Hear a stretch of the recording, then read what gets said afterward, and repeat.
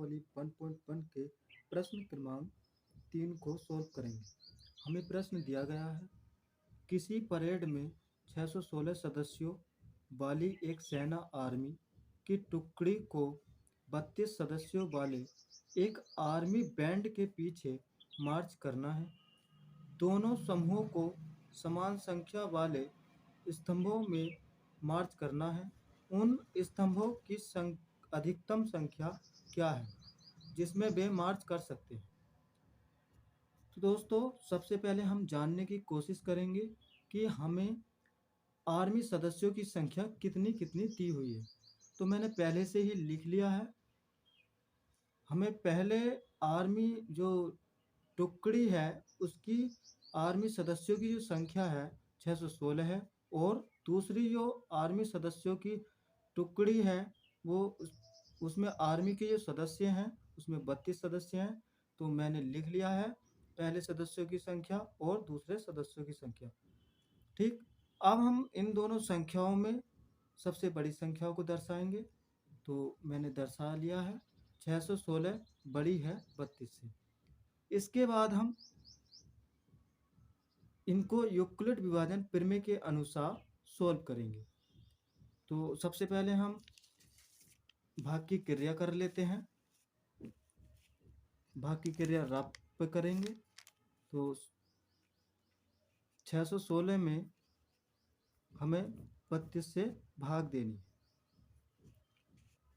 तो 32 ही का ना, 32, 11 में से 2 गया 9 बचा माइनस करने पर, और 5 में से 3 गया 2 बचा। ठीक, अब हम इसके बाद अगली संख्या उतार लेते हैं। अगली संख्या 6 उतार लेते हैं। 32 नामा 288 होता है, जो कि 296 से छोटी संख्या है, तो हम लिख सकते हैं। अब हम घटा लेते हैं। 16 में से 8 गया 8 बचा, यहाँ पर 8 बचा, और 8 में से 8 गया कुछ नहीं बचा, 2 में से 2 गया कुछ नहीं बचा। तो शेष फल जिसको हम r मानते थे और जो हमें 8 प्राप्त हुआ है, और भागफल को q मानते थे, और भाज्य a और भाजक b। अब हम इन मानों को यूक्लिड विभाजन प्रमेय में रख लेंगे। तो यूक्लिड विभाजन लिख लेते हैं। यूक्लिड विभाजन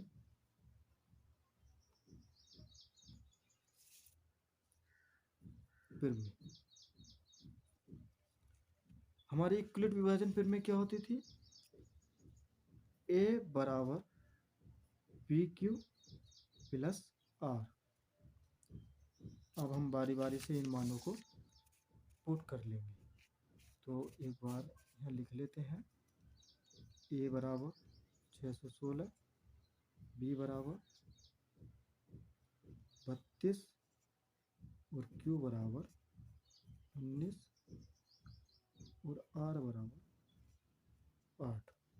ठीक, अब हम इन मानों को यूक्लिड विभाजन प्रमेय में पुट कर लेंगे। तो a का मान 616 बराबर b बराबर 32 मल्टीप्लाई q बराबर 19 प्लस r 8। ठीक, तो हम कह सकते हैं जहाँ शेष फल 0 के इक्वल नहीं है, 0 के बराबर नहीं है।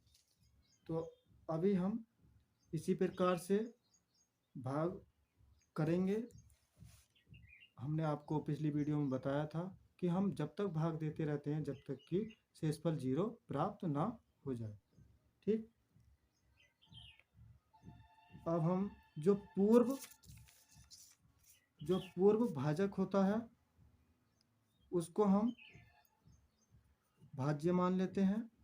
तो 32 को भाज्य मान लेते हैं, और जो शेषफल आता है उसको भाजक मान लेते हैं। तो जब 8 से 32 में भाग देंगे तो 8 चौक 32, शेषफल हमें 0 प्राप्त होगा, तो r का मान 0 प्राप्त हुआ। और ये q, ये a और ये b। तो हम लिख सकते हैं, लिख लेते हैं मानों को। a बराबर 32, b बराबर 8, r बराबर 0, q बराबर 4। ठीक, अब हम इन मानों को यूक्लिड विभाजन प्रमेय में रख लेंगे। तो a के स्थान पर 32 और b का मान 8 और q बराबर 4 प्लस r बराबर 0, r बराबर 0। ठीक, तो हम कह सकते हैं जहाँ शेषफल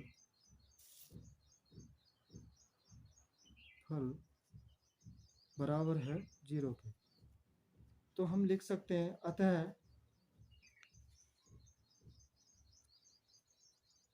अतः 616 और 32 का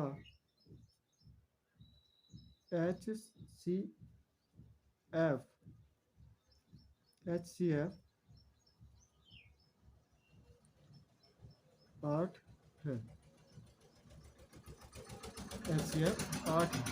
ठीक है, तो इसलिए इस